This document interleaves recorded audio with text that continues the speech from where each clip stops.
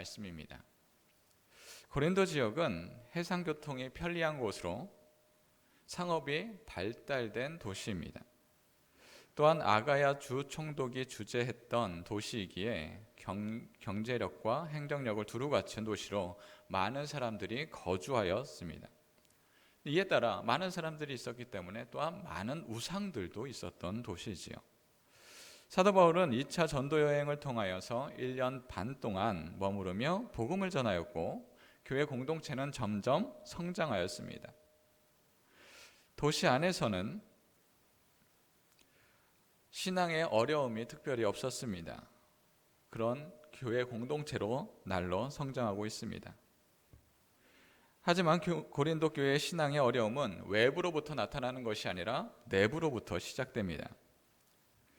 사도 바울은 고린도 교회에 대한 소식을 듣습니다. 근데 누군가의 소식을 전할 때 기쁜 소식, 즐거운 소식을 들으면 너무나 좋을 텐데 그것이 아니다라는 거죠. 교회 내에 마음이 맞지 않고 분란이 있음을 듣게 됩니다. 사도 바울은 분란을 우리 교회 공동체의 위협적인 문제로 바라보았습니다. 다른 교회 공동체는 유대인들의 신앙의 탄압으로 교회를 힘들게 한다면 고린도 교회는 외부의 문제가 아닌 내부적인 문제로 안쪽에서 문제가 일어나기 시작하였습니다. 어떤 문제들이 생기고 있습니까? 고린도 교회 성도들 가운데 자신들이 선호하는 목회자들을 선택하고 있다는 것입니다. 나는 바울 편이다. 나는 아볼로 편이다. 나는 베드로 편이다. 나는 그리스도에 속하였다 하며 분쟁이 일어납니다. 어쩌면 이는 작은 문제로 치부할 수도 있습니다. 개인적으로 마음이 맞는 목회자가 있을 수 있고 또한 어떤 목회자의 말씀이 더욱더 마음에 동할 수도 있습니다. 그러나 고린도 교회 안의 분란은 이러한 문제가 아니죠. 오늘의 말씀 12절 말씀입니다. 내가 이것을 말하거니와 너희가 각각 이르되 나는 바울에게, 나는 아볼로에게, 나는 게바에게, 나는 그리스도에게 속한 자라 한다는 것이니. 고린도 교회는 4가지 파당이 형성되었습니다. 이들이 자신의 목회자와 유력한 자들을 내세우고 다툼이 일어나고 있습니다. 고린도 교회 사람들이 내세우는 사람들은 어떤 사람이고 어떤 위치에 있는 사람입니까? 바울은 고린도 교회 개척한 사역자입니다. 그리하여 고린도 사람들이 사도 바울에 대한 특별한 감정을 느끼는 것은 어찌 보면 당연합니다. 아볼로는 누구인가요? 사도 바울 후임으로 고린도 교회 교인들의 믿음의 성장을 이루게 한 목회자입니다. 베드로는 전체 교회를 이끄는 수장이지요. 그리고 모두가 예수 그리스도의 이름으로 모였습니다. 이를 보면 다른 파당을 없애고 예수님의 이름으로 함께 모이면 문제는 간단히 해결될 것이다, 그렇게 보입니다. 그러나 그렇게 간단하지 않지요. 오늘의 말씀 10절 말씀입니다. 형제들아, 내가 우리 주 예수 그리스도의 이름으로 너희를 권하노니 모두가 같은 말을 하고 너희 가운데 분쟁이 없이 같은 마음과 같은 뜻으로 온전히 합하라. 같은 마음과 같은 뜻으로 마음을 합하여 복음이 전파되어야 합니다. 그런데 고린도 교회 사람들은 마음이 갈라지고 있습니다. 이는 단지 내가 선호하는 목회자를 따르겠다라는 이야기가 아닙니다. 그것보다 더욱더 심각한 상황으로 전파되고 있습니다. 여기에서 분쟁으로 번역된 헬라어는 스키스마타로, 이를 번역하면 찢어져 갈라짐이라는 뜻이 있습니다. 12절에 나는 바울에게로, 나는 아볼로에게로에 대한 말씀을 신학자 바레트는 이를 각각 구호를 외치고 있다, 그렇게 번역하였습니다. 데모하듯 서로 갈라져서 서로의 이름을, 서로의 목회자의 이름을 부르고 있다라는 것이죠. 어디에서 이런 것을 보았습니까? 데모할 때 이러한 모습을 보았죠. 우리의 주장을 들어달라. 그러하듯이 교회 내에서 나는 아볼로다, 나는 바울이다, 나는 그리스도다, 나는 베드로다 하며 나의 편을 주장하고 있다라는 것이지요. 이제 하나의 몸이 아니라, 하나의 마음이 아니라 찢어져 갈라져 있는 상황으로 놓여져 있습니다. 그런데 이 갈라짐의 시작이 목회자들 간의 이견에서 시작된 것이 아니라는 것입니다. 교회 내에 분파가 먼저 일어났고 이후에 유력한 사람들을 자신의 목회자로 끌어들여 당위성을 갖추고자 합니다. 사람들이 모인 곳에 자기의 마음이 맞는 사람 있을 수 있습니다. 그러나 여기에 자신들의 교만, 자신들의 생각이 첨가되니 그 공동체 안에는, 그 무리 안에는 하나님이 보이지 않습니다. 나의 세력을 넓히기 위해 유력한 사람을 끌어들이고 나의 말과 나의 생각들을 나타내기 위하여서 급급한 모습들입니다. 이는 세상의 정치판과 유사해 보입니다. 사람들을 모으고 더욱더 많은 능력과 많은 사람들을 끌어들였다 하며 기뻐하는 것이지요. 마음에서 일어나는 작은 불만과 그런 울림들이 교회 공동체가 갈라지고 분열하는 상황까지 접어들고 있습니다. 양육을 하다 보면 교회에서 상처를 받았습니다 라는 이야기를 종종 듣게 되지요.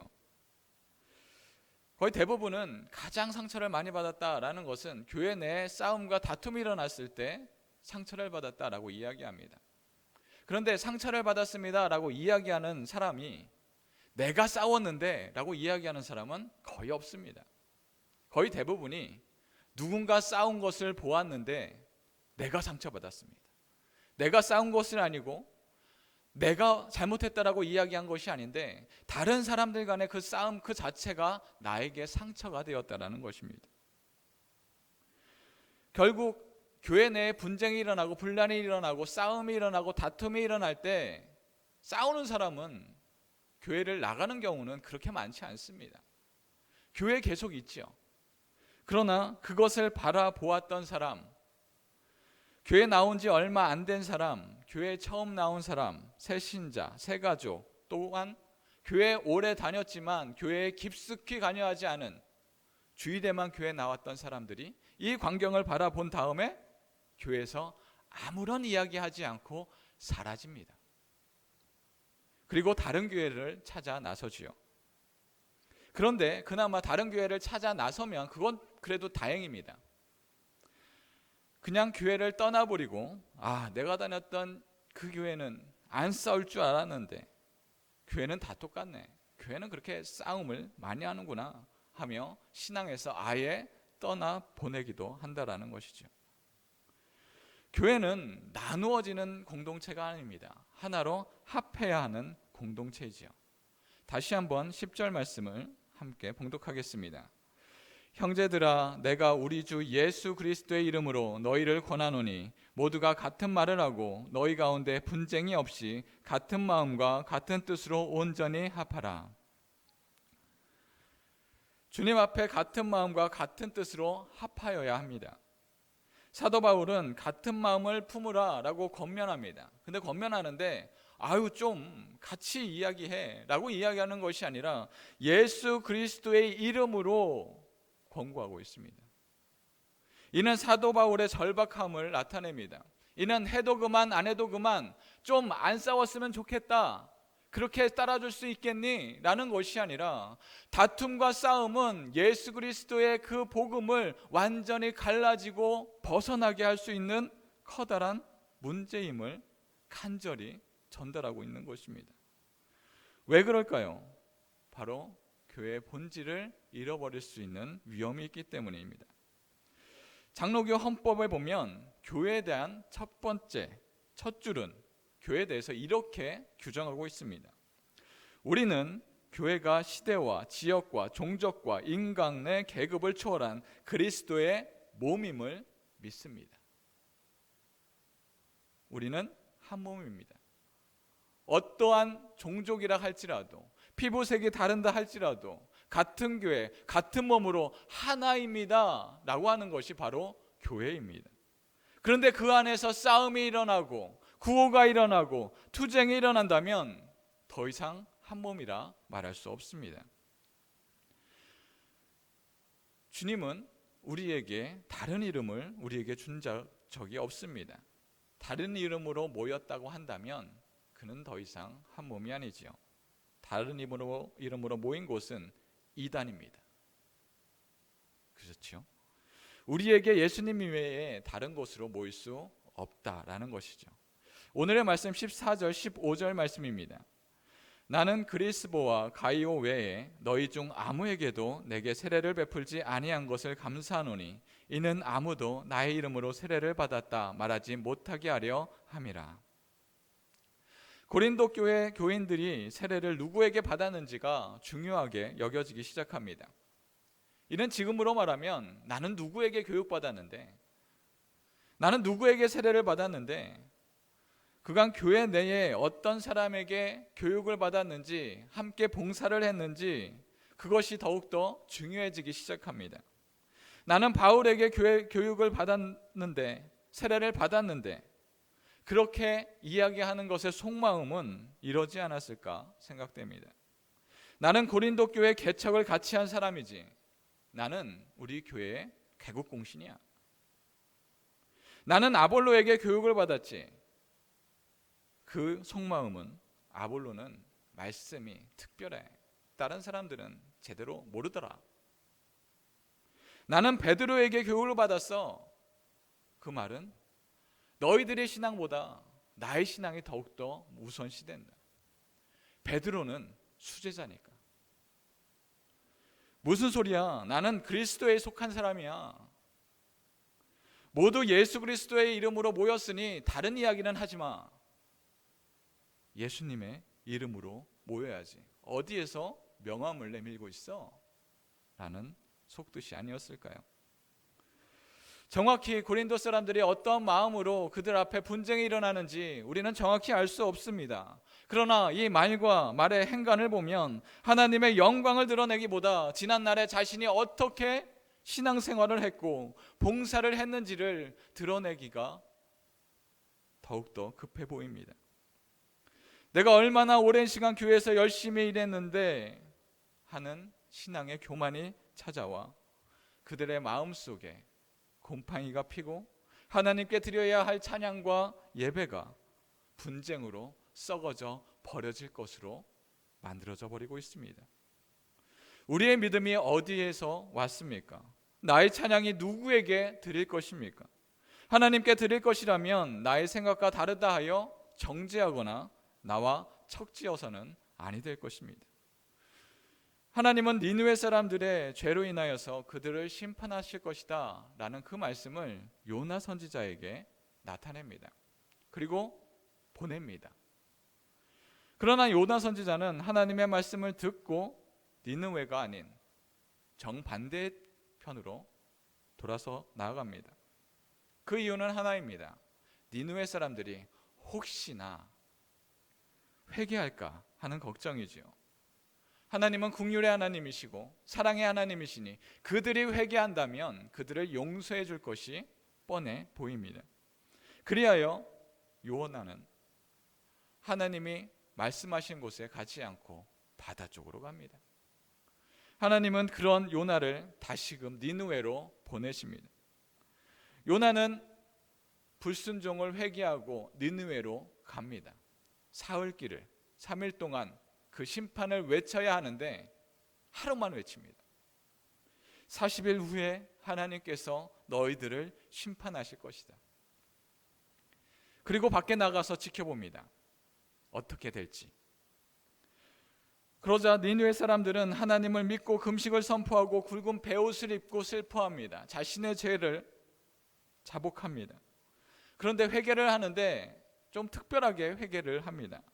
자신들만 금식하는 것이 아니라 자신들만 굵은 베옷을 입는 것이 아니라 짐승들에게도 굵은 베옷을 입히고 먹을 것을 먹이지 않고 함께 하나님께 회개하게 시킨 것입니다.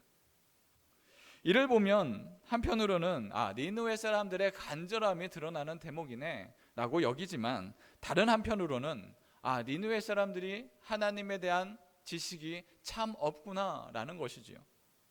짐승에게 베옷을 입힐 필요가 없습니다. 왜냐하면 동물은 회개의 주체가 될 수 없습니다. 하나님을 알지 못하였기에 나타난 일입니다.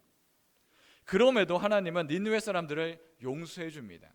왜냐하면 그들의 회개의 절차가 맞지 않는다고 하여 이건 맞지 않네 거부하는 것이 아니라 그들 마음속에 있는 회개의 마음을 하나님께서 보았기 때문입니다. 그러나 이를 보고 실망하는 자가 있습니다. 불평하는 자가 있습니다. 바로 요나 선지자입니다. 요나는 말씀을 전했지만 니느웨 사람들이 회개에 이르기를 원하지 않았습니다.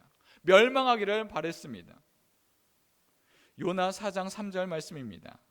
여호와여 원하건대 이제 내 생명을 거두어 가소서. 사는 것보다 죽는 것이 내게 나음이니이다 하니. 하나님의 용서가 마음에 들지 않습니다.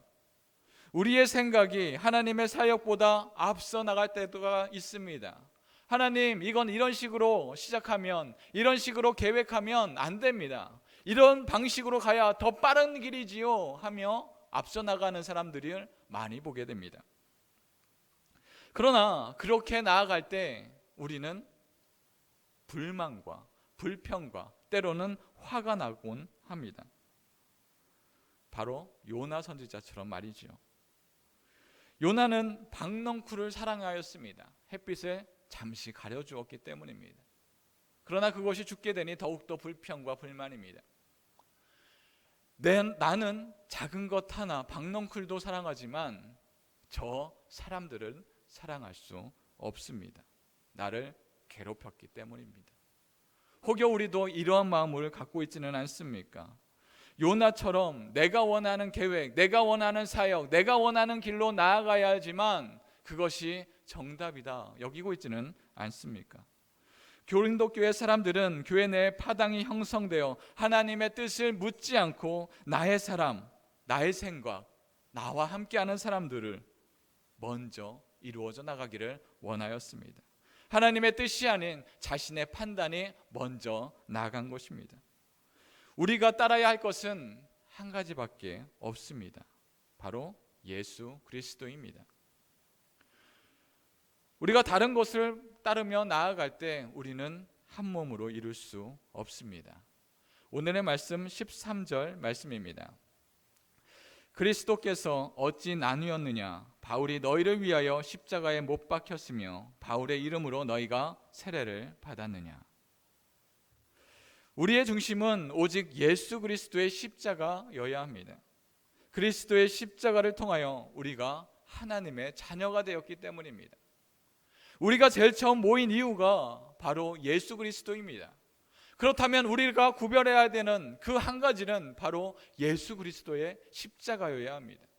그 이외의 것으로 우리가 판단하는 주체가 된다면 우리는 예수님의 구원을 잃어버린 자가 되는 것입니다.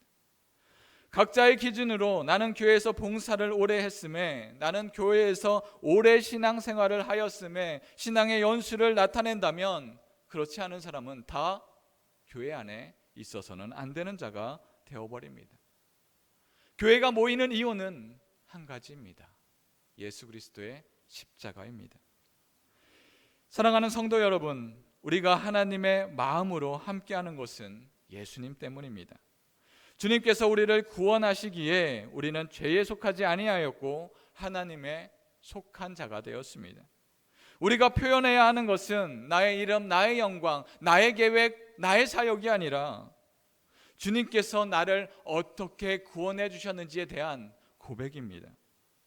우리가 나의 열심과 나의 영광이 아닌 오직 예수 그리스도의 십자가의 구원으로 하나가 되어 주님의 이름으로 한 몸으로 주님의 구원을 나타낼 수 있는 믿음이 되기를 주님의 이름으로 축원합니다.